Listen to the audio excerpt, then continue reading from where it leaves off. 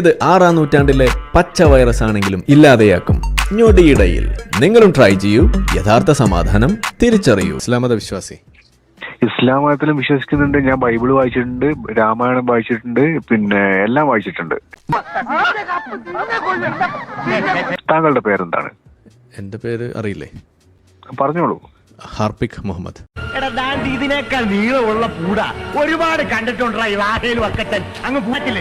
Harpic എന്ന് പറയുന്നത് എന്താ സംഭവം? എനിക്ക് വ്യക്തമായിട്ടൊന്ന് പറഞ്ഞുതരാമോ? ഈ ഹാർപ്പിക് പച്ച വൈറസിനെ ഇല്ലാതെയാക്കുന്ന ഒരു പ്രത്യേക തരം ലായനിയാണ്.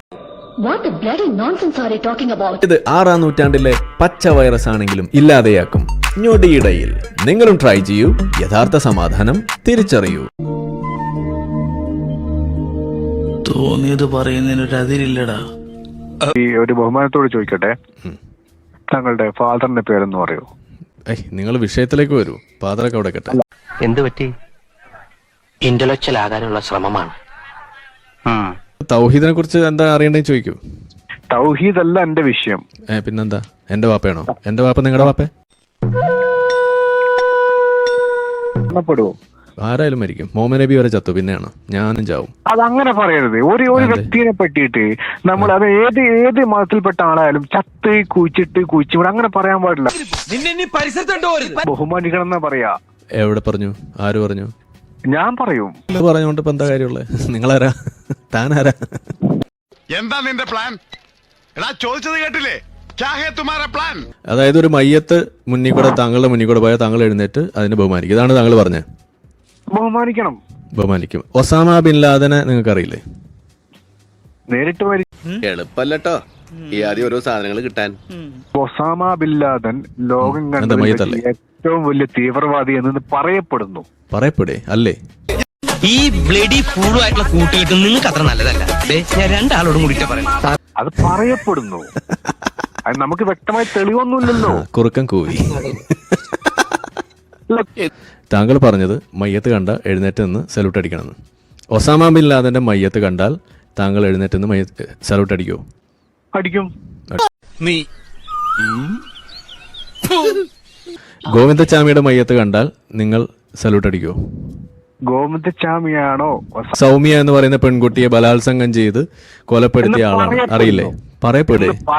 ജയിലിൽ അവിടെ ഉണ്ടെന്ന് കിടക്കാണ്. അതറിയില്ല. ഇതൊക്കെ കേട്ടിട്ടേ എന്റെ മസിൽസ് വെട്ടി കേറിയിട്ട് വയ്യ. നീ പറയുന്നത് ശുദ്ധ മണ്ടത്തര. ഒരു വ്യക്തി ജീവിച്ചിരിക്കുന്ന കാലഘട്ടത്തിൽ എന്തൊക്കെ ചെയ്തു, എങ്ങനെയൊക്കെ ചെയ്തു എന്നല്ല,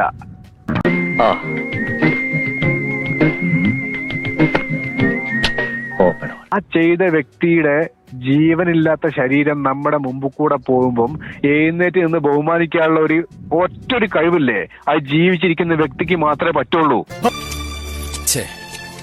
ഒരാവേശത്തിലെടുത്ത് ചാടി വേണ്ടായിരുന്നു അല്ലേ? വിട്ടവളി ആന പിടിച്ചാ കിട്ടൂ. നിങ്ങൾ ഒസാമ ബിൻ ലാദനെ ബഹുമാനിക്കും, അജ്മൽ കസമിനെ ബഹുമാനിക്കും, ഗോവിന്ദച്ചാമിനെ ബഹുമാനിക്കും. അതല്ലേ പറഞ്ഞു വന്നേ? ഗോവിന്ദച്ചാമിയാണ് നിൽക്കട്ടെ. എന്താ ഗോവിന്ദച്ചാമിക്ക് എന്താ പ്രശ്നം? ഗോവിന്ദച്ചാമിക്ക് എന്താ കൊമ്പുണ്ടോ? ഗോവിന്ദച്ചാമി കൊമ്പില്ല. പക്ഷെ ഗോവിന്ദച്ചാമിക്കോയ കാര്യം പറയും. എന്തുകൊണ്ട് ഗോവിന്ദച്ചാമി അവിടെ നിൽക്കട്ടെ എന്ന് പറയണത്? ഗോവിന്ദച്ചാമി മരിച്ചെന്ന് ഞാൻ സല്യൂട്ട് അടിക്കും. ഗോവിന്ദച്ചാമിന്റെ ആത്മാവ് പോയിട്ട് ഗോവിന്ദച്ചാമിന്റെ പച്ചായ ആത്മാവ് പോയിട്ടുള്ള ശരീരം മാത്രമാണ് വരുന്നത്. എന്താ ഷൈട്ടോ പറഞ്ഞ? ഒന്നും മനസ്സിലായില്ല, പക്ഷെ കാണിക്കണ്ട. അമ്പാനെ ഗോവിന്ദച്ചാമിനെ വിട്ടുപിടിക്ക്.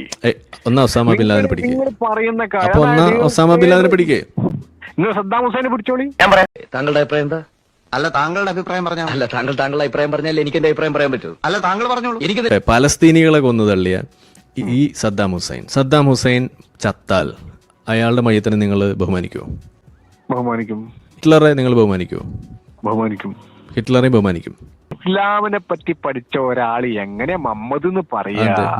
കണ്ടം വെച്ചൊരു കോട്ടാണ് മമ്മദ് കാക്കാന്റെ കോട്ടാണ്. പാട്ട് കേട്ടിട്ടില്ലേ? അവിടെ മമ്മദ് ആരാണ്?